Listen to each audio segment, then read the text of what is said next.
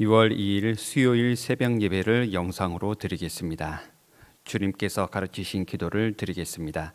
하늘에 계신 우리 아버지, 아버지의 이름을 거룩하게 하시며 아버지의 나라가 오게 하시며 아버지의 뜻이 하늘에서와 같이 땅에서도 이루어지게 하소서.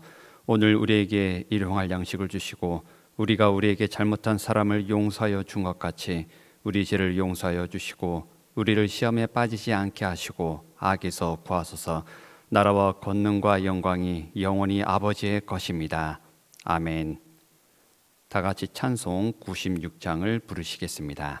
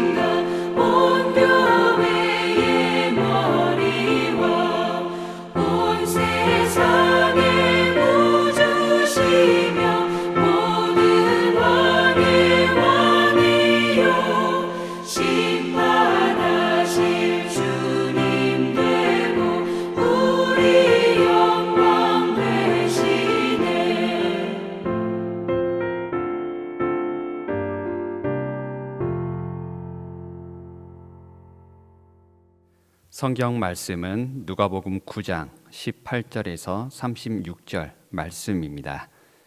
같이 읽겠습니다. 예수께서 따로 기도하실 때 제자들이 주와 함께 있더니 물어 이르시되 무리가 나를 누구라고 하느냐? 대답하여 이르되 세례 요한이라 하고 더러는 엘리야라, 더러는 옛 선지자 중에 한 사람이 살아났다 하나이다. 예수께서 이르시되 너희는 나를 누구라 하느냐? 베드로가 대답하여 이르되 하나님의 그리스도시니이다 하니 경고하사 이 말을 아무에게도 이르지 말라 명하시고 이르시되 인자가 많은 고난을 받고 장로들과 대제사장들과 서기관들에게 버림받아 죽임을 당하고 제3일에 살아나야 하리라 하시고 또 무리에게 이르시되 아무든지 나를 따라오려거든 자기를 부인하고 날마다 제 십자가를 지고 나를 따를 것이니라.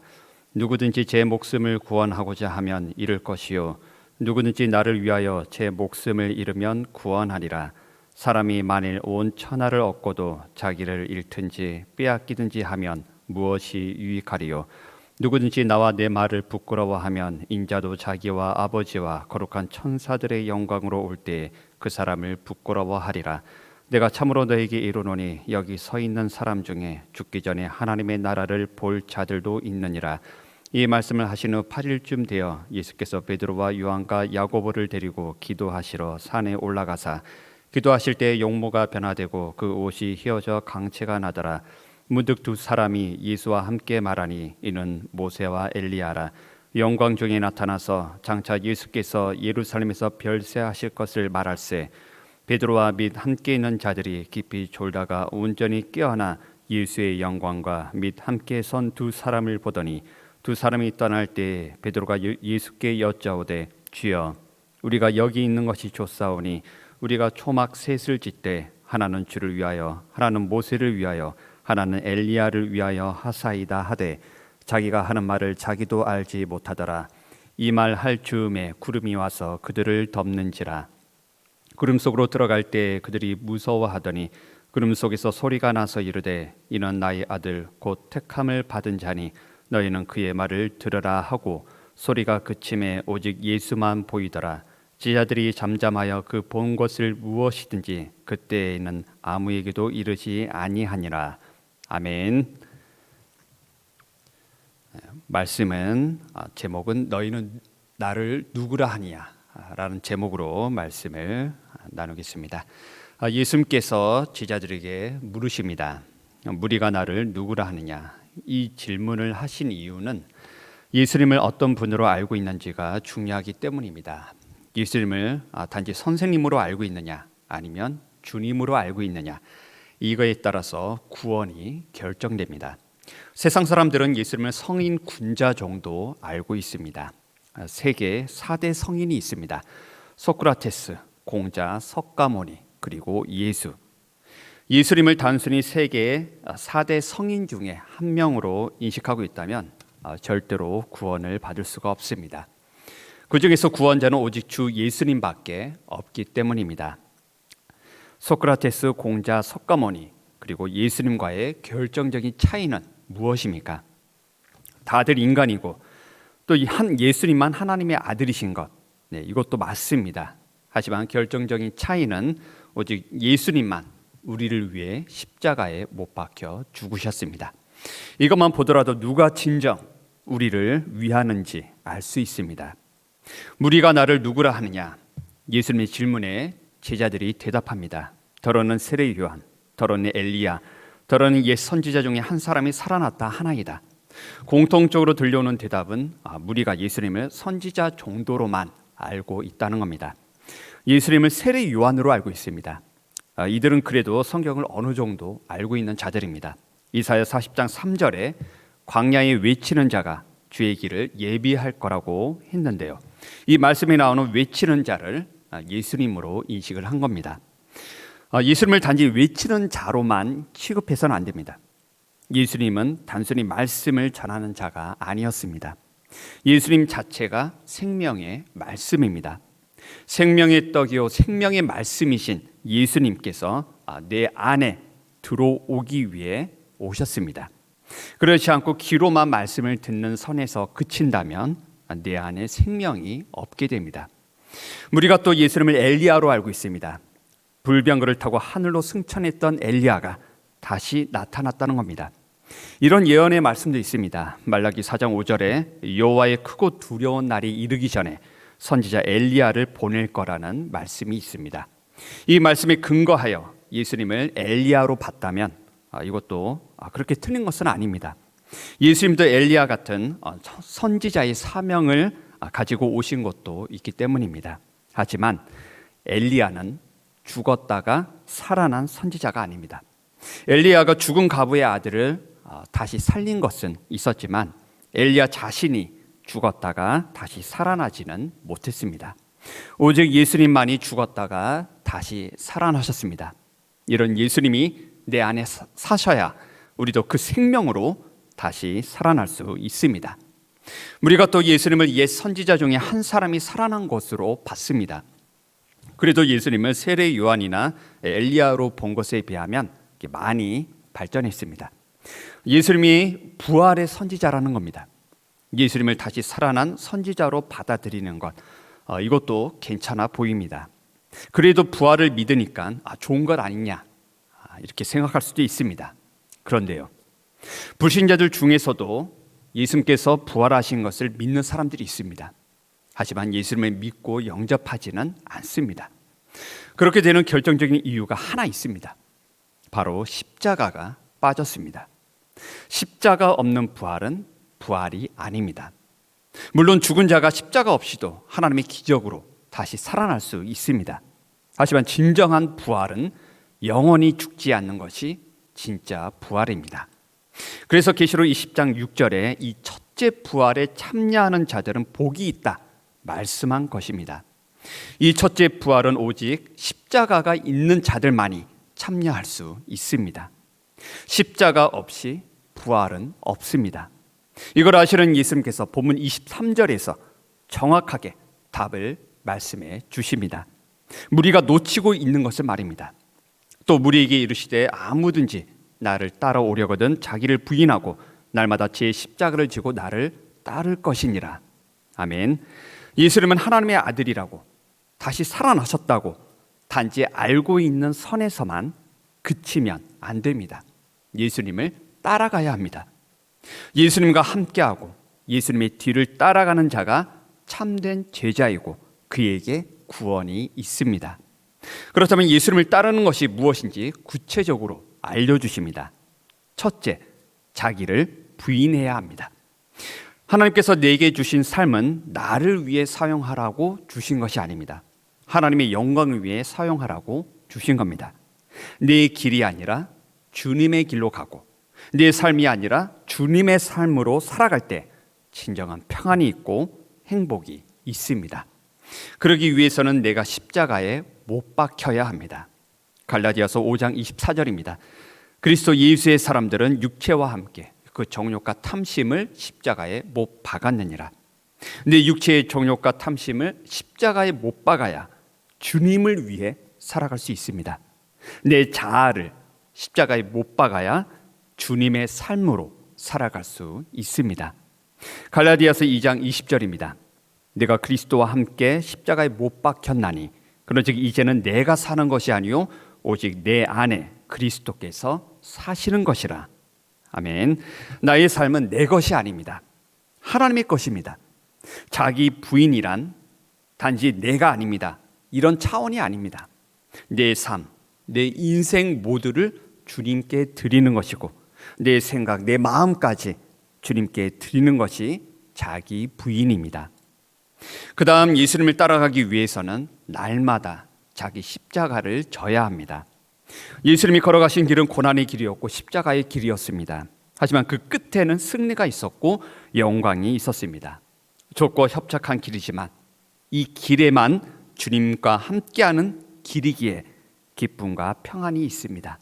또 죄가 들어올 수 없는 길이기에 참된 자유가 있습니다. 자기 십자가를 지는 일은 한 번만 해서도 안 되고 금식하는 날만 하는 것도 아닙니다. 평생 날마다 자기 십자가를 져야 합니다. 무거운 짐이 아니라 오히려 내 몸에 날개를 달아주는 것이고요, 내 영혼에 힘을 안겨다 줍니다. 예수님이 지신 십자가가 모든 죄와 사망의 권세를 이기셨듯이 자기 십자가는 세상의 모든 죄를 차단해주는 보호막 역할을 합니다. 또 자기 십자가는 마귀가 파놓은 함정에 빠지지 않게 다리가 되어줍니다. 짐이라고 생각했는데 알고 봤더니 나에게 안전을 주고 평안을 줍니다.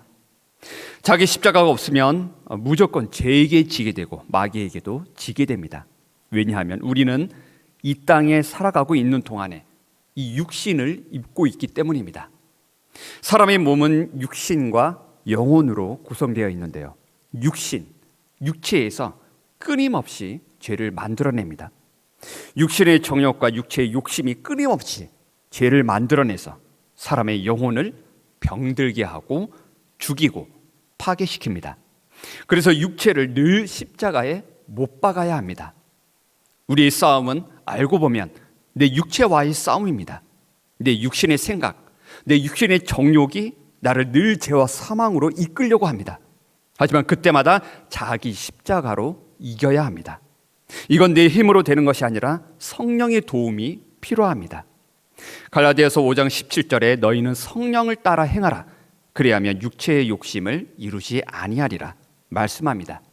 즉 성령을 따라 행하는 삶이란 자기 십자가를 지는 삶입니다. 성령을 따라 행하라, 예수님을 따라가라, 같은 뜻입니다. 자기 부인이란 내가 주인 되었던 삶을 버리고 예수님을 나의 주인으로 모시는 것입니다. 자기 부인이 되면 자기 십자가도 가능하게 됩니다. 그러면 성령께서 내 삶을 주관하여 주시고 말씀의 길로 순종하며 나아갈 수 있게 해주십니다. 순종의 길은 철저히 자기 십자가가 있어야 합니다. 말씀 하나하나 순종할 때마다 내 뜻이 십자가에 못 박히는 것이 자기 십자가를 지는 것입니다.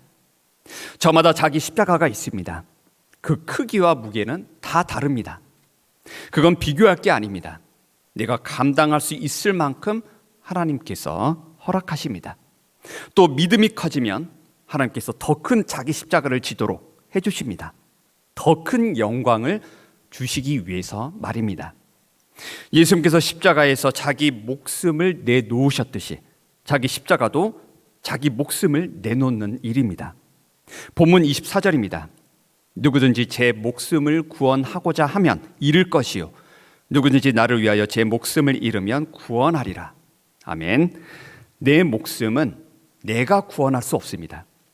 아무리 내 목숨을 이것저것으로 지키려 해도 목숨은 하나님 손에 달려 있습니다. 즉 하나님께 은혜를 바라야 합니다. 하나님께서 은혜를 주셔야 구원받을 수 있습니다. 구원의 신비는 신기하게도 자기 목숨을 버리는 것에 있습니다. 다른 종교들도 나름 구원에 이르기 위해서 자기 수양을 합니다. 번뇌에서 벗어나기 위해 해탈을 연습하기도 하고 자기를 비우고 자기를 비우는 그런 훈련을 하기도 합니다. 이게 자기 부인이랑 비슷해 보이지만 결정적으로 자기 목숨을 버리는 것이 다릅니다. 자기 해탈, 자기 비움, 자기 버림 모두 자기 십자가 없이는 불가능합니다. 자기 목숨을 버리지 않는 한 모두 자기 자신을 위한 일입니다. 자기 해탈을 가르쳤던 석가모니를 보십시오. 자기 목숨을 버리지 않았습니다. 하지만 예수님은 자기 자신을 위해서가 아닌 우리를 위해 자기 목숨을 버리셨습니다. 제 목숨을 잃으면 구원하리라. 내 목숨, 내 생명으로는 날 구원할 수 없습니다. 땅의 생명은 꺼지게 되어 있지만 예수님의 생명은 꺼지지 않고 영원합니다. 예수님의 생명이 나타날 때까지 예수님은 온갖 수모와 조롱과 모욕을 받으셨습니다. 세상 사람들은 십자가를 부끄럽게 여깁니다. 십자가를 지신 예수님에게 침을 뱉었고 채찍으로 때렸습니다. 부끄러움입니다. 만일 그때 예수님께서 십자가를 부끄러워하셨다면 예수님의 생명은 나타나지 않았을 겁니다. 구원의 역사도 없었을 것이고 무엇보다 예수님께서 영광을 얻지 못하셨을 것입니다. 하지만 십자가를 참으사 부끄러움을 개의치 아니하시더니 하나님 보좌 우편에 앉으셨습니다. 이 영광을 우리도 받기를 주님은 원하십니다. 본문 26절입니다. 누구든지 나와 내 말을 부끄러워하면 인자도 자기와 아버지와 거룩한 천사들의 영광으로 올 때에 그 사람을 부끄러워하리라. 아멘. 예수님을 믿는다는 것은 자기 십자가를 참는 것이고 그 부끄러움을 개의치 않는 것입니다. 이런 담대함과 믿음의 확신 있으십니까? 하나님을 믿는다 하면서도 사람들에게는 예수님을 부끄러워하고 말씀에 순종하는 것을 부끄러워한다면 예수님도 그 사람을 부끄러워하실 겁니다. 특히 예수님께서 다시 오실 때 그 사람을 부끄러워한다면 어떻게 되겠습니까? 하나님 나라에 들어갈 수 없습니다. 본문 27절을 보면 하나님의 나라를 볼 자들이 있을 거라고 말씀합니다. 누가 하나님 나라를 보고 누가 하나님 나라에 들어갈 수 있는지 예수님께서 말씀하십니다. 자기를 부인하고 자기 십자가를 지고 나를 따를 것이니라. 이것이 하나님 나라를 보고 이것이 하나님 나라에 들어갈 수 있는 비결입니다. 십자가의 길에는 반드시 세상이 주는 부끄러움이 있습니다. 예수님 믿는 것을 부끄럽게 하고 교회에 다니는 것을 부끄럽게 하고 순종하는 것을 부끄럽게 합니다. 하지만 예수님께서 영광의 왕으로 오신다는 것을 명심하십시오. 십자가의 부끄러움을 참고 개의치 않는 자가 그날에 주님의 영광에 참여할 것입니다. 이 영광에 참여하기를 축복합니다. 변화산에서 예수님께서 영광 중에 변화하시며 모세와 엘리야와 말씀을 나누셨습니다. 예수님은 다시 살아난 모세도 아니오고 다시 하늘에서 내려온 엘리야도 아닙니다. 예수님은 하나님의 그리스도이시며 나의 왕이시고 나의 주인이시고 나의 주님이십니다. 변화산의 영광이 사라졌을 때 이 말씀을 기억하십시오. 본문 마지막 36절입니다. 오직 예수만 보이더라. 자기 십자가의 길, 오직 예수님만 바라보며 나아가십시오. 예수님께 내 인생과 내 목숨을 내어 놓으시고 주님의 생명으로 주님의 삶을 살아가시기 바랍니다. 그리할 때 변화산의 영광처럼 그날의 영광의 모습으로 변화하여 주님과 함께 영생의 축복을 누리시기를 주의 이름으로 축원합니다. 기도하겠습니다. 하나님 아버지, 감사합니다. 저희들 여태껏 예수님을 누구로 알고 있었고 누구로 섬기고 있었는지 생각해 봅니다.